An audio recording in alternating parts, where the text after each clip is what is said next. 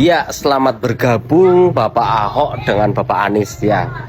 Sebagai pendukung Anda dulu, sebenarnya tidak terlalu heran ya. Ya itulah Anda, karena Anda seorang kader PDI Perjuangan yang sudah terdoktrin ya. Dan Anda berteriak boneka, padahal Anda sendiri adalah seorang boneka Megawati. Kita bersyukur hari ini dapat kado dari Mahkamah Konstitusi. Setelah dulu dibajak menjadi mahkamah keluarga, hari ini kembali pada kewarasan. Bahkan Bang Fahri pernah bilang bahwa kalaupun waktu itu Gibran sendiri yang menggugat ke MK soal usia capres-cawapres, itu bukanlah masalah. Nah, yang jadi masalah justru kubu sebelah nih. Soalnya selama Pilpres kemarin, narasi mengakali konstitusi selalu jadi senjata buat nyerang Prabowo Gibran. Makanya, kalau keputusan MK yang baru ini membuat PDIP jadi nyalonin Anies di Pilkada Jakarta, berarti bakal jadi pertarungan antara pihak yang dituduh mengakali konstitusi melawan pihak yang menuduh tapi juga ngambil keuntungan dari mengakali konstitusi itu. Gimana sih? Pokoknya gitulah.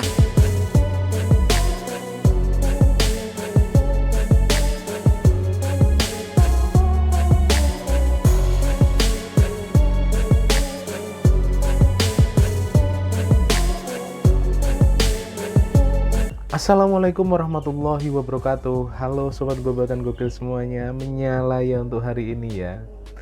Ini namanya menelan ludah sendiri ya. Ya, bagaimana tidak setelah Pilpres kemarin MK dihajar habis-habisan karena mahkamah keluarga lah, mengakali konstitusi lah dan lain sebagainya. Lah untuk saat ini ketika yang diuntungkan oleh pihak sebelah yakni PDIP dan anak abah, mereka menyanjung-nyanjung MK seakan-akan tidak mengakali konstitusi. Gimana konsepnya Bang?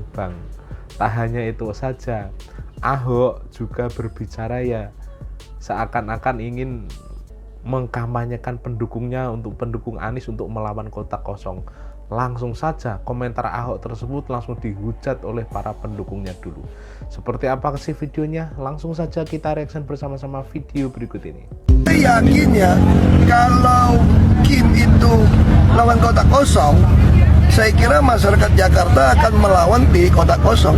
Pendukung Pak Anies, pendukung saya kira pasti lebih cenderung pilih kotak kosong. Ya, selamat bergabung Bapak Ahok dengan Bapak Anies ya. Ada hal yang percuma yang saat kita pernah lakukan di tahun 2016 saat menangisi Anda dikarenakan dipenjara ya, dikarenakan Anda difitnah oleh Anies. Dan sekarang Anda mendukung langkah Anies ya, bahkan mengajak bersatu untuk menjatuhkan lawan politik Anda.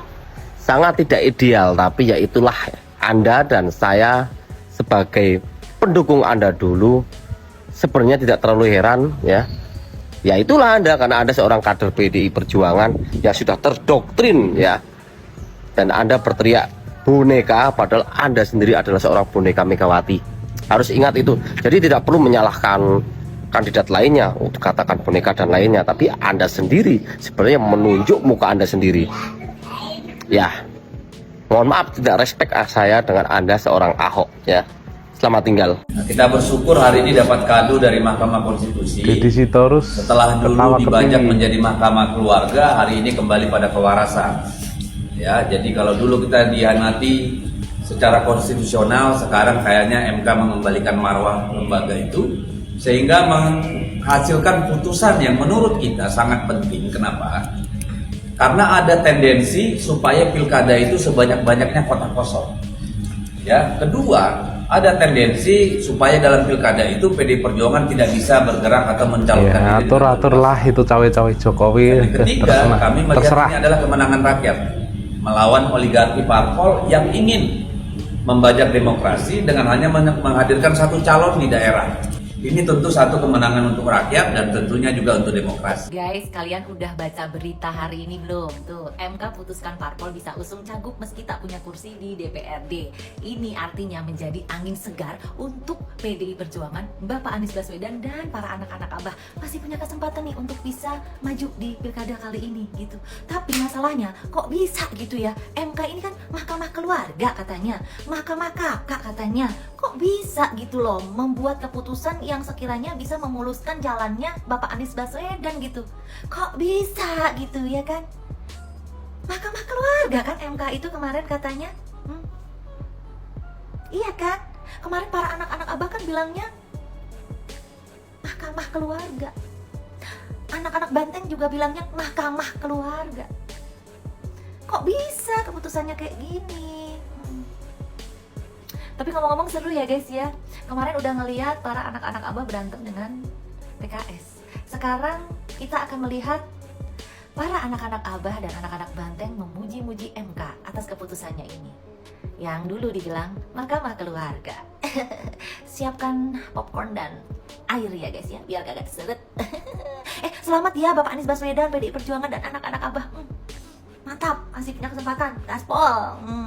Akhirnya PDIP dan Anies bisa bernafas lega nih setelah MK resmi ubah aturan pilkada. Waduh, gimana itu Bang? Jadi MK baru aja memutuskan bahwa partai politik bisa mengajukan calon kepala daerah meski nggak punya kursi DPRD. Keputusan MK ini mengabulkan gugatan yang diajukan oleh Partai Buruh sama Partai Gelora. Nah, dengan keputusan ini tentu membuat PDIP bisa bernafas lega nih, soalnya dia bisa nyalonin kepala daerah tanpa perlu nyari teman koalisi. Opsi utama mungkin PDIP bakal ngusung Ahok, tapi opsi yang paling punya peluang besar ialah ngusung Anies dan didampingi kader PDIP Prasetyo Edi jadi wakilnya. Nah, kalau gini pertarungannya bakal jadi seru dan mantep nih. Soalnya kalau cuman RK Suswono lawan calon independen Darmakun bakal gampang banget. Udah gitu perdebatan di medsos juga nggak akan rame kalau anak abah nggak ikutan. Tapi kalau pertarungannya RK Suswono yang didukung 12 parpol ini lawannya Anies dan PDIP bakal jadi big match nih. Tapi kenapa Gelora ngajuin gugatan itu ke MK ya? Oke, ini menarik nih. Meski Partai Gelora ini pengusung RK Suswono, tapi malah ngajuin gugatan yang nguntungin kubu sebelah. Nah, tapi ini justru nunjukin bahwa sikap Partai Gelora ini selalu konsisten, bahwa melakukan gugatan untuk mengubah aturan yang menghalangi seseorang untuk bisa nyalon itu adalah sah.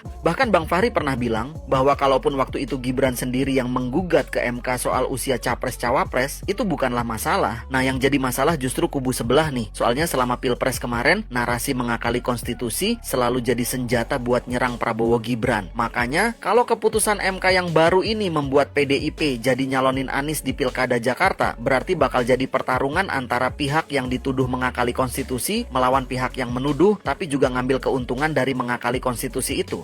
Gimana sih? Pokoknya gitulah. Nah, selain itu ada kemungkinan kedua bahwa hal ini bisa jadi adalah strategi dari kubu Prabowo Gibran agar isu MK tidak diungkit-ungkit terus selama satu periode ke depan. Soalnya kemungkinan keputusan MK soal pilkada ini bakal dimanfaatkan oleh PDIP sangatlah besar. Karena kalau kesempatan ini nggak diambil, mungkin satu periode ke depan bakal jadi tahun-tahun yang berat bagi PDIP karena nggak punya kekuatan dimanapun. Begitu juga Anies jika nggak ngambil momentum saat ini, mungkin karir politik dia bakal redup dan kembali lagi fokus ngurusin burung. Kocak ngurusin burung katanya. Oh iya, lah saya setuju ya. Mungkin dengan keputusan MK ini, ya ini bisa membuat untuk kedepannya tidak dijadikan MK tidak dijadikan bahan oleh PDIP lagi untuk menyerang pemerintahan. Pasalnya apa? Pasalnya MK saat ini sudah menguntungkan PDIP dan anak abah. Mungkin kedepannya anak abah maupun PDIP dengan putusan ini tidak akan mengkritik pemerintah dengan alasan MK dan MK. Salam waras dari kami warga desa. Wassalamualaikum warahmatullahi wabarakatuh.